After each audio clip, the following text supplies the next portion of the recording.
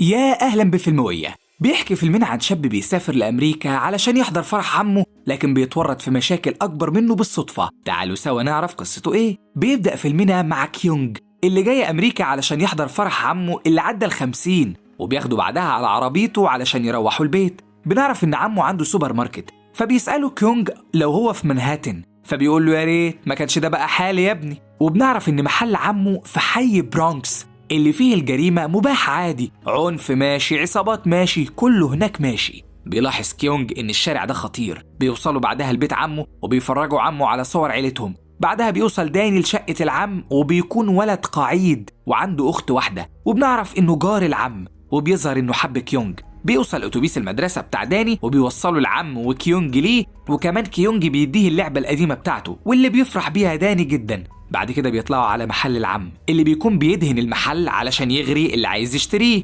بيشوف كيونج واحدة صينية وبيفتكرها هي دي مرات عمه، لكن عمه بيقول له مش دي يلا. بتظهر ست سمرة وبيقول له اهي هي دي. بيكون كيونج مستغرب من انه حب واحدة بشرتها سمرة، بس عمه بيقول له انت في امريكا يا ابني، يعني بلد الحريات. بعد كده بتوصل إلينا اللي هتشتري المحل مع المحامي بتاعها تشو. بيدخلوا المكتب علشان يمضوا العقود، لكنها بتشوف كيونج وهو بيعمل حركات غريبة على مراية المكتب المزدوجة لأنه ما يعرفش إنها مراية مزدوجة. بتفضل إلينا تضحك عليه وعلى اللي بيعمله. بعدها بيتفقوا على السعر أخيرا وبتقبل إلينا بيه. بيدخل كيونج عليهم وبيعرف عمه إن في حد عايزه بره، وبيظهر إن عمه طالب من صاحبه يسلفه عربية الشغل، اللي بيوافق طبعا، بس بيحرج على العم من إنه يخدشها. بيقول له اطمن العربية دي في مقام بنتي. بيجي الليل وبيكون كيونج على سرير ولكنه مش عارف ينام من صوت الدراجات النارية اللي تحت، وبيظهر ان في سباق تحت في الشارع اللي بيكون عبارة عن ان 2 بيعدوا بدراجاتهم من فوق عربيات الشارع. وبيلاحظ كيونج ان عربية عمه راكنة في الصف، فبينزل بسرعة علشان يلحقها، لكنه بيخسر البنت اللي كانت بتنافس على المسابقة اللي بنعرف ان اسمها نانسي.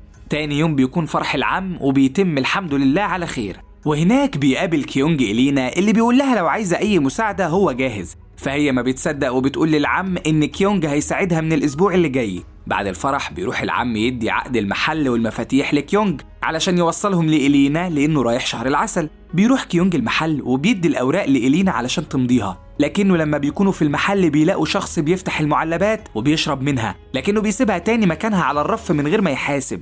فإلينا بتقول لكيونج إن هي اللي هتتصرف معاه، لكنها لما بتخرج بتلاقي المحل مليان بأشخاص زي دي اللي بتكون عصابة توني اللي كانوا بيكسروا العربيات. لما إلينا بتطلب منهم الحساب بيعتدوا عليها وبيكسروا في المحل، بس كيونج بيتصرف معاهم وبيضربهم وبيخليهم يعتذروا لإلينا. بعد ما بيمشوا بنشوف إن إلينا انبهرت بكيونج وشكلها كده بدأت تحبه. بيجي الليل وكيونج بيساعد إلينا تقفل المحل وبيمشي علشان يرجع بيته، لكنه بيسمع بنت بتصرخ وبتطلب النجدة، فبيروح علشان يساعدها، بس بيتصدم إنه فخ من عصابة توني علشان يضربوه. وفعلا بيحاصروا كيونج في الشارع وبيبدأوا يرموا عليه إزاز لحد ما بينزف من كل مكان ووقع على الأرض. وبيكون أنجلو عايز يقتله لكن توني بيمنعه، وبيتخانقوا مع بعض وبيسيبوه وبيمشوا وهو بينزف من كل مكان. بترجع نانسي بيتها وبنعرف إنها أخت داني، وبتسأله لو أكل وبتقوله إنها تحضر له الأكل حالا، لكن هو بيقول لها لو استنيت تأكليني هموت من الجوع. بتسأله بعدها على اللعبة اللي في إيده وجابها منين. بتعرف إنها من كيونج جاره،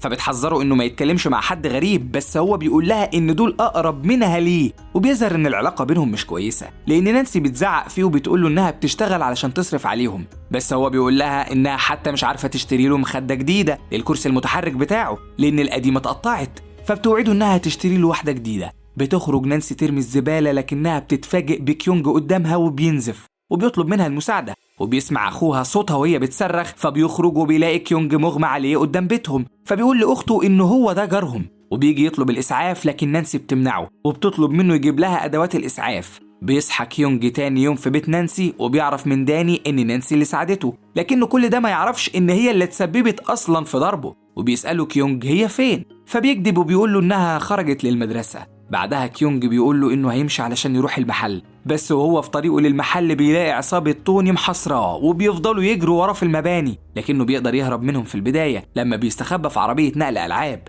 بس السواق بيشوفه وبينزل علشان يخرجه من العربية. وقتها أنجلو بياخد باله منه فبيزقوا العربية من فوق السطح علشان يقتلوا كيونج، لكنه بيكون نجح إنه يخرج منها. بعدها بيحصروه على سطح جراج تاني بس كيونج بينط على مبنى قصاده بكل مهارة. وقتها هما بيتضايقوا منه أكتر. في الأثناء دي بيكون في عصابة لتجارة الألماس، وبينزل البايع يقابل المشتري اللي هو النمر الأبيض اللي معروف عنه إنه علامة في الإجرام. واحد من البائعين بيوريه الألماس وهو بيديله الفلوس بدلها. في حي نانسي بتوصل مع توني لبيتها، لكنها بتمنعه من إنه يطلع معاها لفوق، وبيقول له أنجلو إنه لازم يسيبها لأنها بتعطله عن الأعمال الغير مشروعة بتاعتهم. بس توني بيزعق فيه لأنه بيحبها. في نفس الوقت بيوصل كيونج مع داني عند البيت، بس بتحصل حادثة كبيرة وبيظهر إن بائعين الماس اتقتلوا جوه عربيتهم، واللي عمل كده هو النمر الأبيض علشان يسرق الماس من غير ما يدفع. لكن قبل ما رجالة النمر الأبيض توصل بيكون أنجلو وزام سرقوا اللي معاهم، بس بيقع الماس في ايد أنجلو، ولما بيشوفوه رجالة النمر الأبيض بيطلعوا يجروا وراه علشان يرجع الألماس. في الأثناء دي بيكون كيونج بيحاول يهرب مع داني، لكنه بيلاقي في ضرب رصاص كتير فبيشيله وبيستخبى بيه جوه شقة مش مسكونة. أما أنجلو بيكون لقى الماس وبياخده من الشنطة، بس بيكون صعب إنه يهرب من رجالة النمر الأبيض، علشان كده بيخبي الألماس في مخدة داني. ولما العصابة بتقبض عليه مش بتلاقي معاه أي حاجة، وبيكونوا لسه هيقتلوه، لكن الشرطة بتوصل وبتقبض عليهم بعد ما بيتخلصوا من الأسلحة اللي معاهم. بيدخل كيونج بعد كده بداني لبيته، لكن نانسي بتستخبى لما بتسمعهم داخلين. اما داني بيسأل كيونج عن اللي بيحصل، فبيقول له ان في رجالة عصابة بره، لكن الشرطة قبضت عليهم. بعدها بيسأله عن أخته، فبيقول له إنها في الشغل، وبيقول له إنها بتشتغل حاجات كتير علشان تصرف عليه، وبيظهر إنه فخور بيها. بتسمع نانسي كلامه وبتعيط بسببه، وبتخرج تحضن أخوها وبتحس إنها مقصرة معاه. بيشوفها كيونج اللي بتحاول تعتذر له، لكن هو بيقول لها تنسى اللي حصل وتبدأ من جديد. وبيظهر إنها بدأت تعجب بيه هي كمان بتكون جابت لاخوها المخدة اللي هو عايزها، ورمت القديمة تحت الكنبة اللي المفروض ان فيها الألماس بتاع العصابة. اما بقى في اسم الشرطة بنشوف العصابة وانجلو وهم بيتم استجوابهم، لكنهم بينكروا اي حاجة. بعدها بيجي محامي العصابة وبيخرجوا معاه، حتى انجلو بيخرج وبينبه قائد الشرطة على المساعد بتاعه انه يراقب انجلو، لان العصابة هتراقبه وممكن تقتله كمان علشان يلاقوا الألماس. وفي مبنى كيونج بتكون العصابة بتدور على الألماس، لكن كيونج بيشوفهم، بيوقفوه وبيسألوه لو شاف حاجة في النهار، بس هو بيقول لهم إنه ما شافش حاجة، لكنه سمع ضرب نار بس. فبيقول له واحد من العصابة إنهم من الشرطة، لو لقى أي حاجة يبلغهم،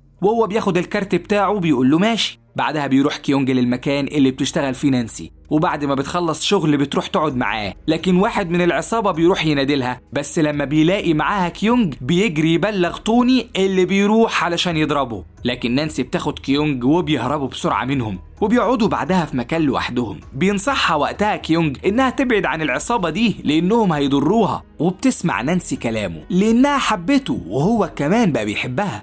تاني يوم بتروح عصابة توني لمحل إلينا وبتكسر كل حاجة فيه، وبيسألوها على كيونج لكنها مش بتكون عارفة مكانه. بس أثناء تكسيرهم للمحل عصابة النمر الأبيض بتخطف 2 من عصابة توني. أما كيونج بيكون موجود في الجنينة مع نانسي وأخوها، ولما بيروحوا بيشتروا له آيس كريم بيجي أنجلو اللي مراقبهم وبيروح يوقع داني من على الكرسي، وبيسرق المخدة بتاعته والكل بيجري وراه علشان يرجعها، لكنه بيرميها لما مش بيلاقي أي حاجة فيها، لأن دي بتكون المخدة الجديدة. في الأثناء دي بقى بتكون العصابة بتعذب ال2 اللي خطفتهم علشان يعترفوا على مكان أنجلو، بس لما مش بيتكلموا بيقتلوا واحد منهم وبيعبوه في أكياس. بيرجع كيونج للمحل وبيتفاجئ انه متكسر، وبيتزعق مع نانسي لان اللي حصل في محلها بسببه، وبتقوله ان العصابه كانت هنا وبتدور عليه. فبيخرج بره وبيطلب من نانسي تاخده لمكان توني، وفعلا بتاخده للمخبأ بتاعهم، وبيدخل كيونج معاهم في معركه، وبيقدر انه يضربهم كلهم لحد ما توني بيستسلم وبيقول له كفايه قتال، وبيعترف ان هو اللي فاز.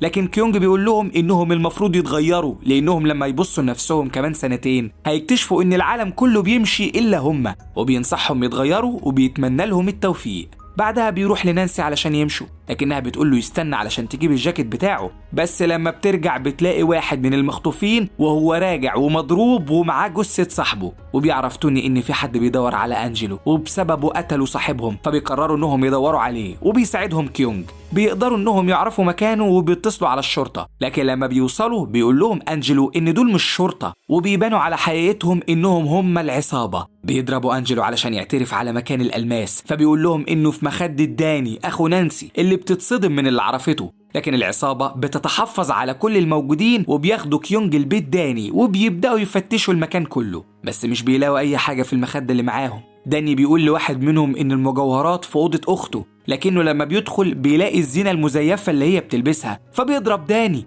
أما كيونج بيكون لقى الألماس الحقيقي وقدر إنه يتغلب على الشخصين اللي معاه، وبيكتفهم الاتنين وبيرد على تليفونهم. بيكون اللي بيتصل زعيمهم اللي بيأمرهم إنهم يقتلوا كيونج وأصحابه، بس بيتفاجئ إن كيونج هو اللي بيرد عليه وبيقول له لو عايز الماس يسلموا أصحابه، فبيقول له إنه هيرجع يكلمه تاني. لكن الزعيم بيضرب في توني علشان يعرف مكان كيونج، فبيقول له إنه صاحب محل واها. بيروح كيونج لإلينا المحل وبيلاقيها صلحته وبتعتذر له عن الطريقة اللي كلمته بيها، لكن هو بيوريها الماس وبيقول لها عايزين مكان نتكلم فيه، فبتفضي إلينا المكان وبتاخد كيونج على فوق. بيظهر قد إيه إنها منبهرة بالألماس وبتكون عايزة تاخد منه شوية، بس كيونج بيمنعها فبتسيبه وبتروح الحمام. لكن كيونج بيكتشف إن عصابة النمر الأبيض محاصرين المحل وفي أحبال في كل مكان. فجأة المحل بينهار على اللي فيه والألماس بيضيع. بتفضل إلينا تعيط على محلها اللي اتدمر وهي لسه يا دوب مصلحاه، فبيوعدها كيونج إنها لو ساعدته هيديها ماسة. بتوافق وبتدور على الماس يمكن تلاقيه. أما كيونج فبيجيله تليفون من النمر الأبيض بيحذره من إنه يساومه مرة تانية وبيطلب منه يقابله في مطعم معين. بيروح بعدها كيونج للشرطة وبيعرفهم اللي حصل، وهم بيزودوه بجهاز تنصت علشان يقدروا يثبتوا الجريمة على العصابة، وبيطلبوا منه يجرجرهم في الكلام لحد ما يعترفوا بإنهم قتلوا أصحاب الماس الحقيقي. بعدها بيروح كيونج على المطعم وبيحاول يعرف منهم أي معلومات، لكن محدش فيهم بيقول أي حاجة. بس كيونج بيغلط قدامهم وبيقول اسم زعيمهم النمر الأبيض، فبيعرفوا إنه شغال مع البوليس وبياخدوه المكان وبيفتشوه وبيلاقوا معاه جهاز التنصت. ولما بيتصلوا بالزعيم وبيعرفوه اللي حصل بيأمرهم إنهم يقتلوه وما يخلوش فيه أي شهود. لكن كيونج بيقدر يهرب منهم والشرطة بتوصل للمكان قبل ما العصابة تخلص عليه، بس الاتنين بيقدروا يهربوا في حوامة في البحر. الشرطة مش بتقدر تضرب عليهم نار لأن معاهم رهاين، بس كيونج بيتعلق في الحوامة من ورا علشان يكون وراهم ويعرف مكان أصحابه. طبعا أفراد العصابة بيكسروا حاجات كتير في طريقهم لدرجة إنهم بيكملوا بالحوامة على الطريق وبيخبطوا في اللي بيقابلهم ومحدش قادر يوقفهم. لكن كيونج بيشوف سلاح شبه السيف، وقتها بتجيله فكرة مجنونة وبياخد عربية واحد من اللي واقفين وبيشيل السلاح على رجله وبيعدي من جنب الحوامة بسرعة، فبيقدر إنه يقطع الحوامة وبتقف أخيراً. بيدخل كيونج وبيعرف منهم مكان أصحابه، كمان الشرطة بتقدر تعرف مكان زعيمهم واسمه الحقيقي، وبيروحوا له ملعب الجولف علشان يقبضوا عليه. واللي بيساعدهم في ده هو كيونج اللي بياخد الحوامة وبيهجم بيها عليه، وبتقبض الشرطة عليه أخيراً. وبكده بيكون خلص فيلمنا النهاردة. في النهاية لو عجبك فيلمنا ما تنساش تشترك في القناة وتفعل التنبيهات عشان لسه عندنا ملخصات نارية. أشوفكم الحلقة الجاية، سلام.